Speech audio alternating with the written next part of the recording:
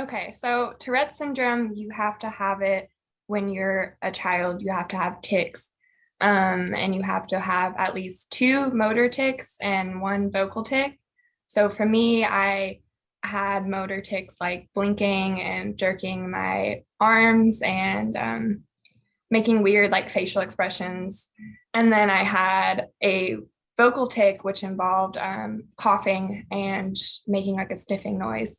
So I got diagnosed when I was around 13 is when I started to show symptoms. I think I started showing symptoms as early as like 9. My parents said they first saw me like making coughing noises and making weird expressions. And then I suffered with it all through high school until I decided to go on the carnivore diet. I'm 20.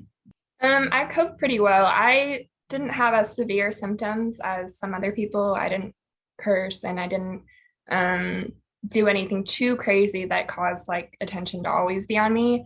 But it definitely is a little bit confusing and it's hard to like understand why I'm making these movements, why I'm doing these things. That was a struggle with it. And, just being in school and being in kids, sometimes kids aren't the kindest. So I actually never went on medication because I was so young that he didn't really want to, my neurologist didn't want to put me on any antipsychotics, which I'm very thankful for because obviously there's a lot of side effects with taking medicine. So I'm religious and I've always thought that, God gave us animals for a reason.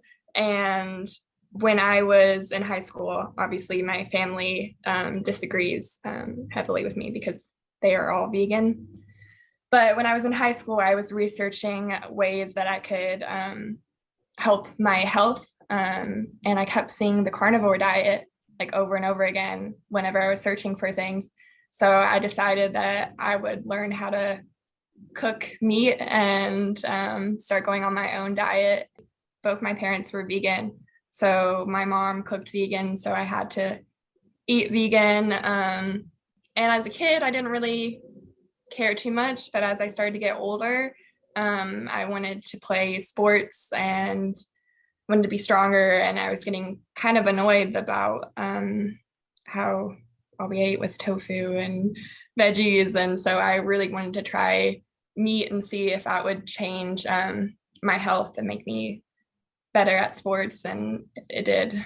We ate tofu like once a day and definitely ate like a lot of broccoli and greens. But I did eat a lot of like Oreos and stuff as a kid and chips and soda. And like my freshman year of high school, I decided to try and cut out junk food, no soda, no chips, no Oreos. And that didn't really change anything. But my sophomore year, that's when I decided to go on the carnivore diet. And I wasn't necessarily thinking about my Tourette's. I was just thinking about, I want to be stronger. I wanted to play on the varsity soccer team. So I wanted to, be able to bulk up a little bit and be a lot stronger and get rid of my acne and my eczema, which both went away. But I wasn't thinking about Tourette's until after about 4 or 5 months, I realized that I was barely having any tics. And it was, kind of a shock to me.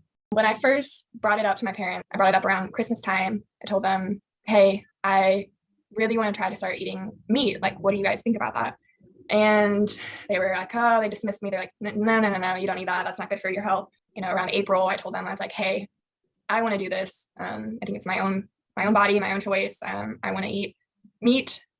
And I had a like long talk with my parents and they told me, we came to a decision that, okay, I could start eating meat, but I would be the one who has to cook it and I'd be the one who has to pay for it.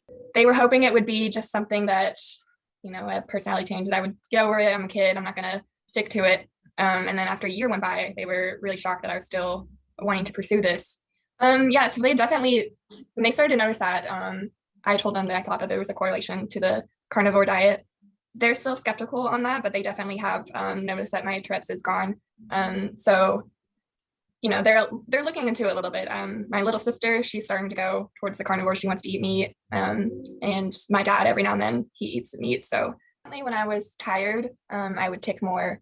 When I'm angry or sad, I would have a lot more ticks than normal. My sophomore year, I started the carnivore diet, and then about 5 months after that, my ticks started to go away. So it's been about 4 years. So I eat eggs, and I occasionally consume some dairy. I'm a big coffee drinker, so I put a little bit of milk in my coffee. But I eat a lot of just plain chicken and some bone broth and a lot of steak and red meat. But I did tell my primary doctor, that I no longer have any symptoms, and they were pretty surprised. I've kind of kept it personal until recently, when I've decided to, okay, it's been 4 years. I feel like I could pretty passionately talk about this. So I'm slowly starting to come out and share my story with people. So I did have one of my closest friends in high school. She was vegan, and she was really upset with me when I first went on the diet, and she didn't really believe in it. And then recently, she in college, she was researching nutrition for her, I think it was like a nutrition class, and she was coming up with carnivore stuff, and she messaged me and she was like, hey, I've been reading a lot about this, and I'm actually going to go on the carnivore diet. And she's gone on it for a year now, and I've been fully supportive.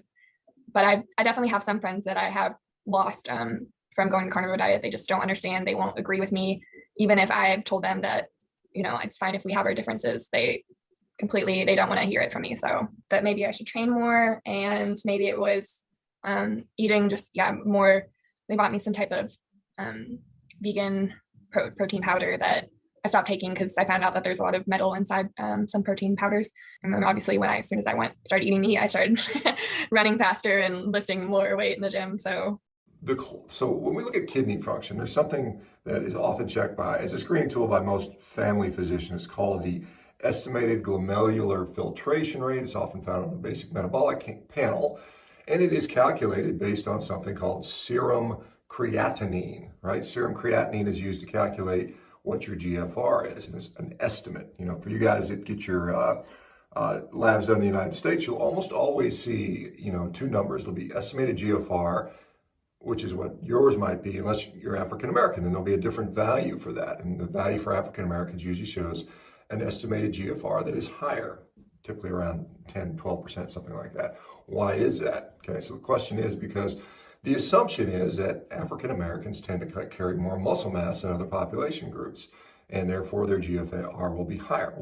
Creatinine is basically a reflection of body protein and protein turnover, more or less. And so the standard way to measure GFR or calculate it, remember it's an estimate, using creatinine-based measures, have a big flaw in that. And the flaw is protein turnover. And so people that have a lot of muscle mass, people that work out really hard, or people that are eating a lot of protein will artificially see a decrease in GFR. Remember, low GFR is considered bad, high GFR is considered good.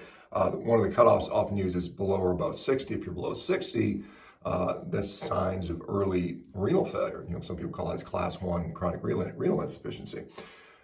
Above 90 is considered pretty good, and then above 100 is considered, totally good. And so what happens if you go on a high protein diet, a carnivore diet, and all of a sudden your GFR shows up low? Well, your doctor's going to say, hey, you need to cut back on eating all that protein and red meat, and oh my gosh, your kidneys are frying. That most likely is an error. It's most likely due to their inability to understand the physiology. And so there's another test. It's called cystatin C. It's spelled cystatin. Most physicians haven't heard of it. Most physicians don't know about it, but it is a very widely accepted tool for measuring, another way of measuring the estimated GFR. And it does not depend upon protein intake or protein turnover or muscle mass. And so when you do those together, you might see a low GFR with creatinine, but your GFR based on cystatin C is completely fine. So here's a nice example. Dr. Ted Naiman, had his done recently, and he saw the same exact thing. He's Ted's lean, he's fit, he's healthy. He eats a high protein diet. He's the author of the protein energy ratio diet. For you guys that may or may not know who he is, I've interviewed him several times over the years. And he went and got his labs done. Oh my God, his GFR was 54. That's going to be low, right? So what did he do? He did what any smart person would do that has a sense of knowledge. He got a cystatin C-based test. And what did his GFR show up in that situation? Well, it was 112, which is fine. I can tell you from my own personal experience, I had very similar numbers. I think my GFR at one point, I saw I think, 56. Checked it on cystatin C, it was 118. So good question, important concept. You need to educate your doctor. If you're a physician and watching me, just go read up on cystatin C. Look at the literature, the primary literature on cystatin C versus creatinine-based measurements, and you'll see that cystatin C completely eliminates the confounder of high protein diets, high muscle mass, on and on and on. So anyway, we know meat is not killing your kidneys, high protein is not killing your kidneys. That's garbage, it's nonsense. 2018 paper from Stu Phillips clearly demonstrated that. So just educate yourself, guys. Good question. You know, I'm from New Jersey, Northeast guy, and I played baseball growing up competitively. You know, great family. Mom was a great Italian cook. So, you know, definitely had like a plethora of home cooked meals, pastas. Probably fell more into that like standard American diet approach. But I think the way that I always justified it was that I was an athlete. So I was burning a lot of calories, and that's how I could get away with it, right? So, you know, I was drinking the protein shakes, drinking the pre-workout. I ended up having about 20 scholarships to play baseball collegiately. And then I initially went to Seton Hall University, which is a small Division I school in New Jersey. You know, a lot of fried food, a lot of pizzas, not sleeping great. Was, you know, Friday, Saturday could be drinking, you know, 8 to 10 drinks a night, because that's just like the college culture. It was part of the baseball culture. That was the first period where I started noticing blood in my stool, and I got a colonoscopy. That was the first colonoscopy I ever got. I got diagnosed with proctitis, took a suppository for that. It went away within a few months, nothing crazy. I was working an internship in New York City. I lived with my parents in New Jersey, so I would commute 2 hours one way, 2 hours home, so 4 hours total. And I started noticing blood in my stool coming back. And it was ironic because the last day of my internship in August of 2016, I literally was on the toilet on the train for like 2 hours straight and almost passed out. So checked myself into the hospital, colonoscopy, and then I got diagnosed with full-blown ulcerative colitis. And I probably lost almost 30 pounds at that point. I go on the biologic Remicade because my stomach is so chronically inflamed. And they're telling me, look, because there's no cure for colitis, you're going to have to be on this your entire life. And you're going to have to get an injection every 6 to 8 weeks. And I think the medication was around like $50K per infusion, Dr. Baker. So luckily that was covered by insurance. White rice, bananas, like lean chicken breast. So it's funny looking back, as like that's the diet that they wanted me to follow. Looking back now, I'm not anti-biologic by any means, because I genuinely believe that the Remicade did its job to get me out of that chronically inflamed state. And then I also started getting into endurance sports, like doing triathlons, doing some marathons, etc. But with these marathons, I know you're close with Zach Bitter. I'm doing all this carb loading and taking all these gels and stuff, and my stomach just feels terrible. Here I am, I'm physically looking better, I'm feeling better, but I'm still having issues with my stomach. And so everything changed for me in 2019. I was scrolling on Instagram, and then I see Chris Bell, and I hadn't seen Chris in a while. I think I had seen him when he directed Bigger, Stronger, Faster. And I looked at his face, and he looked like he must have lost like 80 plus pounds. It was unbelievable. And he was posting about this carnivore diet that he was following, and I'm like, okay, so all this guy eats is red meat, eggs, and water. Like, that's the craziest thing I've ever heard. And then by following him, I started following you. I listened to your podcast on Rogan, and I'm like, okay, well, now here's a surgeon that's having he's having amazing benefits from this diet. So that gave it way more legitimacy for me. And then on Reddit, people started posting there were a ton of people with Crohn's, colitis, IBS that were talking about the incredible benefits that they were having to this carnivore type diet. And I said to myself, look, what's the harm in trying this diet for 2 weeks? And I literally noticed after a week, my gut in the amount of times that I was going to the bathroom severely decreased to the point where I was only going like once or twice a day. I also noticed too, my mood and anxiety, not that I ever had like anxiety or depression, things that used to bother me no longer bother me.